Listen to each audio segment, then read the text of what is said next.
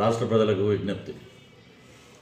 ఈ KA Paul గారు మరి ఎక్కడ మరి ఆయన ఎప్పుడో ఒక 5 ఏళ్ల క్రితం ప్రజాశాంతి పార్టీ అని అప్పుడు ఒకసారి కనపడ్డారు. మరలా ఇప్పుడు ఈ 4.5 సంవత్సరంలో ఎక్కడ పేదవాడి గురించి పట్టించుకోలేదు, పేదవాడి గురించి మాట్లాడలేదు. బడుగు బలహీన వర్గాల సంక్షేమం అంటాడు, పేద ప్రజల సంక్షేమం అంటాడు, ఈ ప్రభుత్వాలన్నీ అవినీతిలో కూరుకుపోయినాయి అంటాడు. ఇక్కడ నీతి నిజాయితీ నేనొక్కడనే ఇవన్నీ రూపమవుతాను, మా ప్రజాశాంతి పార్టీ బ్రహ్మాండం అని చెప్తారు. మరి నేను ఒక పౌరుడిగా అడుగుతున్నాను, ఆంధ్ర రాష్ట్ర పౌరుడిగా, ఈ 4.5 సంవత్సరం మీరు ఎక్కడ కనపడలేదు, ఎక్కడ మాట్లాడలేదు, ఎక్కడ ప్రశ్నించలేదు. మరి ఇన్ని రోజులు మీరు ఎక్కడున్నారు? దానికి సమాధానం చెప్పండి. మరి కరెక్ట్గా ఎలక్షన్ మూమెంట్లో వచ్చి మీరు మేము విశ్వసనీయత, విలువలు ఇవన్నీ మేము చేస్తాం, మాకు ఇంతమంది ఉన్నారు, మాకు అంతమంది జనం ఉన్నారు, మాకు ఇంత ఓటింగ్ ఉంది, మాకు ఏకంగా 118 సీట్లు వస్తాయి అని చెప్పి నేనే సీఎం, ఇలాంటి మాటలు మాట్లాడుతున్నారు. విజ్ఞతగా ఇలా ప్రజలందరూ అందరూ చూస్తున్నారు. ఇదేదో టైంపాస్ ఎపిసోడ్లో ఉన్నాయి ఇవన్నీ. ప్లస్ ఇంకోటి, మీ నాన్నగారికి ఒంట్లో బాగాలేదు, ఇక సెలవు కార్యక్రమాలు అన్నీ ఇలాగా ఇదవుతున్నాయి అని చెప్పి మీరు మాట్లాడుతున్నారు. ఓకే, దాని గురించి మేము మాట్లాడాం. మరి రాష్ట్రంలో మరి 4.5 సంవత్సరాలు ఎక్కడికి వెళ్ళారు?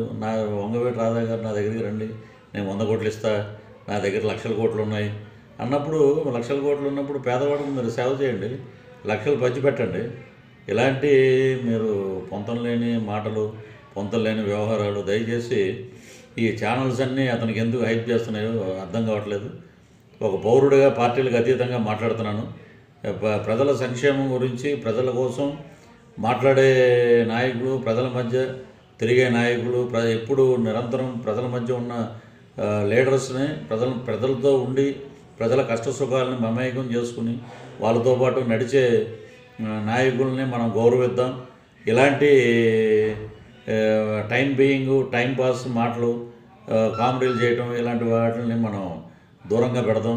ఒక సమస్య మీద ఒక అవగాహన లేదు, ఒక ప్రజలకి వచ్చినటువంటి కష్టాల గురించి మాట్లాడే తీరు కరెక్ట్గా లేదు. ఈ దేని మీద స్పందించిన మీరు సంక్రాంతి హరిదాసులన్నా సంవత్సరానికి ఒకసారి సంక్రాంతి నెలలో వస్తారు, మీరు 4.5 సంవత్సరం తర్వాత వచ్చి మాట్లాడుతున్నారంటే మీరు 4.5 సంవత్సరం తర్వాత వచ్చే సంక్రాంతి వాసిగా అనుకోవాలి మిమ్మల్ని. అంటే సంవత్సరానికి ఒకసారి సంక్రాంతి వస్తుంది మనకి, మీరు 4.5 సంవత్సరానికి ఒకసారి వచ్చి పేద ప్రజల సంక్షేమం, నీతి నిజాయితీ మీరు మాట్లాడే మాటలు ఎవరు పట్టించుకునే దశలో లేరు.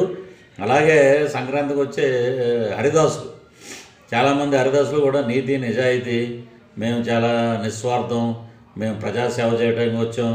మరి ఇన్ని రోజులు ఎక్కడున్నారు వీళ్ళంతా?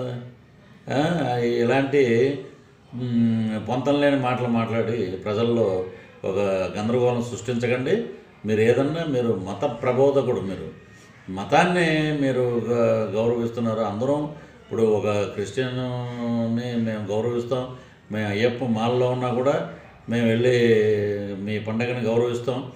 సర్వమతాలు అందరూ ఒకటే, మేము వెళ్తాం, చర్చికి వెళ్తాం, దండం పెట్టుకుంటాం, వస్తాం. మరి ఈ రోజున మీరు మాట్లాడే మాటలు ఎలా ఉన్నాయంటే పొంతం లేని మాటలు మాట్లాడుతాం.